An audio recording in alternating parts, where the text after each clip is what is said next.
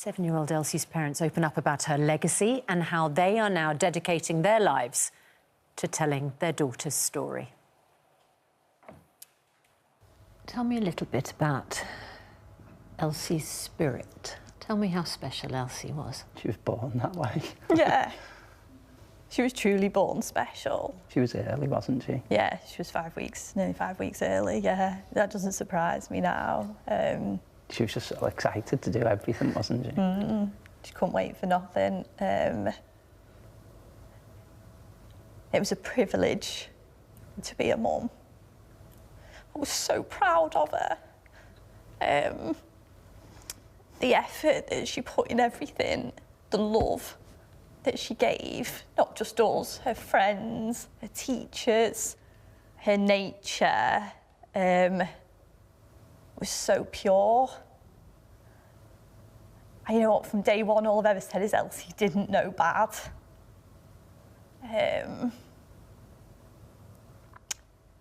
She was fearless in a sense. Oh, she was so brave. Yeah. She was really, really brave. Our house is such a happy house. Every morning we shout to each other, go, "Good morning," and it's the way that we wake up every morning. And we always say we try our best today, we be our best, and you're better, aren't you? But affirmations. Yeah, she loved it. She encouraged it, and she would be like, "Yeah, come on," and that was just her enthusiasm every day. It was just that was Elsie. If you saw the impact she'd had on others, you know, whether that be a cheer team at the school, her friends, our family friends, our family. Elsie was like the glue of the family. She really was, and she was just, yeah, special. How are you doing? I think we've been living in 6 months of shock. We kept ourselves in a really tight bubble. I think we came to the realisation, probably as the sentencing approached, that bubble was bursting, because we couldn't protect ourselves as much as we'd have hoped. It's like it wasn't happening to us, wasn't it? No, but then at night time, dealing with us not putting Elsie to bed, that was like it's like we didn't relate the two things. We promised ourselves that every day we'd get what we have a shower and we'd get changed. We'd never ever stay in our pyjamas and we'd never stay in bed, because that's not who we are as a family, and Elsie would never have wanted that. We represent Elsie, and our actions and how we hold ourselves is a representation of her. And you know, she was so much more than that school picture. And we hope that even through a little bit of us, I mean, we could never even show you how special she was, only she could do that. That's why us trying our best every day is just non-negotiable, because it is for Elsie. What goes through your head as Elsie's dad? Guilt. Like anger. Like, that's just something that I've got to deal with. We just dropped her off to dance and make bracelets. That's all we did. It was something nice for her to do for a couple of hours, you know, in the first week of the school holidays. And there's lots that's gone over and said, oh, we should never have sent her. But she wanted to go so much. And I think we've spoke about it a lot, and we've said she was in the right place and where she wanted to be. Yeah, Elsie and all the kids there had every right to be there and every right to feel safe.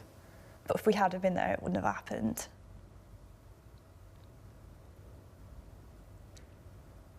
I might not be here, but I would never have let that happen.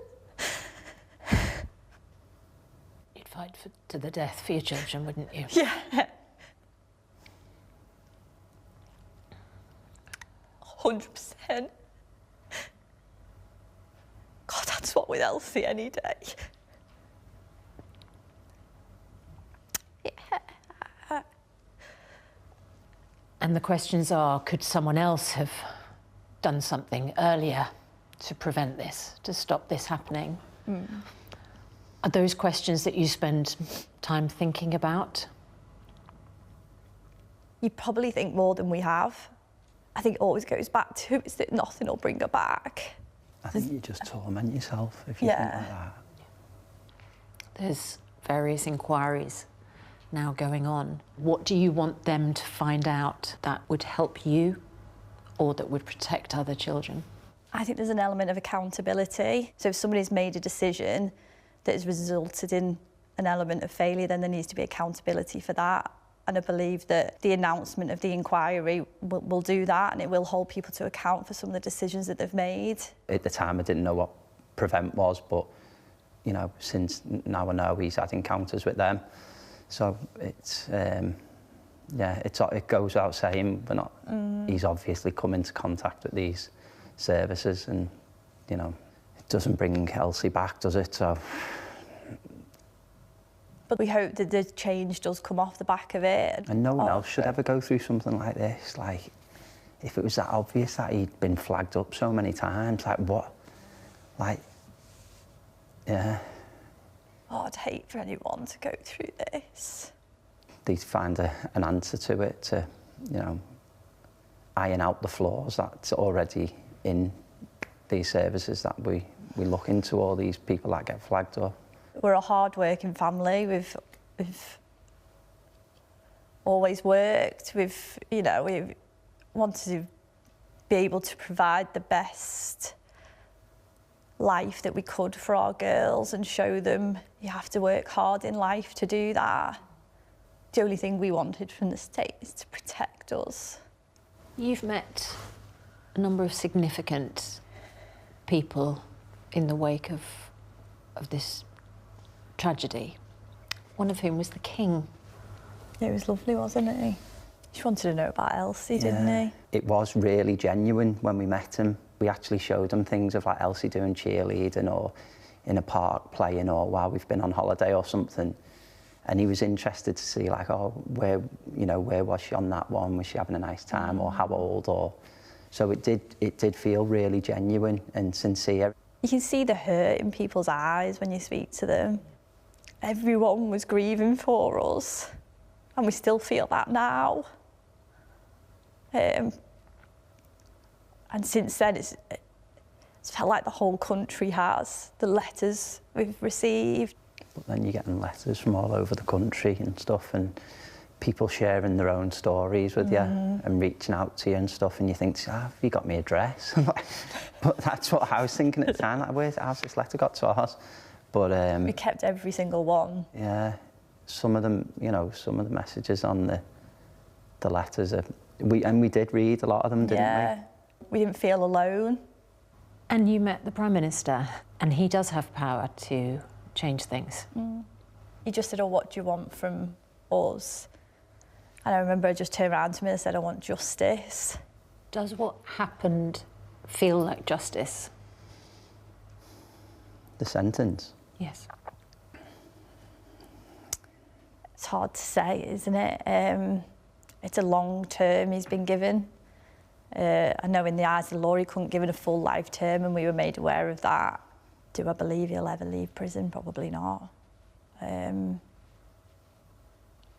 should hope not. It doesn't make us feel any better. If you're asking me, the number's massive, don't get me wrong, but it doesn't change how I feel. If he spends the rest of his life in jail, it doesn't bring back Elsie, does it? Should we spend some time talking about Elsie? What were her passions? What did Elsie love doing more than anything else? Being with us. Yeah. She loved it, didn't she? Family time. She would love it. She was a devoted Swiftie, and I'm sure that goes without saying. But watching the Eras tour on Disney Plus every night, didn't she? Every night before she went to bed. She used to watch like the first 15 minutes all the time, fall asleep, and then Jenny would be like the next night, do you want to watch it from where you fell asleep? She'd be like, no, start it again. Start it again. And you'd go in 20 minutes later and she'd be fast asleep. She just idolised her. and the show side of it. That's why she loved the Record of the Eras tour so much. It was that. Just the dresses and everything, Yeah. wasn't it? She loved. From such a young age, you could see she just had like a natural flair to design and be really creative. We got her a sewing machine, and she just... She loved it, didn't she? Loved She was so it. creative. She used to love going to like Hobbycraft or somewhere, didn't she? And yeah. picking out her fabrics. Because and we'd choose the fabrics, we'd cut patterns out, we've created tops, dresses. And I always thought, though, well, she'll end up in London if she does fashion. I was like, I want her to be closer to home. But you could see it was a... We always said to her, what do you want to be when you grow up? She said, I want to be a fashion designer in the day and I want to be a cheer coach at night. I sort of want to credit Elsie's adoration of Taylor Swift. Have you had contact with Taylor Swift? Yeah. So we were invited to go to Wembley. It happened to be the week before Elsie's special day. We had the little person, big dreams, Yeah. Taylor Swift book, didn't we? That That Elsie used to loved. read. So we took it. We met Taylor, we met Taylor's family, who, by the way, are just incredible people, weren't they? They were just Really genuine. most genuine. And she also wrote in the book, and we gave that to Elsie. Because if Elsie knew that Taylor knew her, like all the dreams had come true. She sounds like such a bright ball of light. How do you keep going now? We'll always be Elsie's mum and dad, and no one will ever take that away from us. And we've always said from the start that we won't let evil win this. You know, our town, our country has shown us nothing but support, compassion and love. We felt like we wanted to do that back. So we have started, and it was quite early on, we started a charity called Elsie's Story. And we feel like it's our duty as her mum and dad to continue writing Elsie's story for her. So many times where we've said we'll never feel true happiness again, ever. We might just feel a little bit of something when we make another child smile for Elsie. It's given us purpose. It can't be in vain. I won't allow it. Whether that's through change in the public inquiry or whether that's making through Elsie's story. I always want to do it proud, don't we? And my huge thanks to Jenny and David. You have definitely done Elsie proud. Oh my gosh, yes. Wonderful, wonderful people. Thank you to them and to Bebe's parents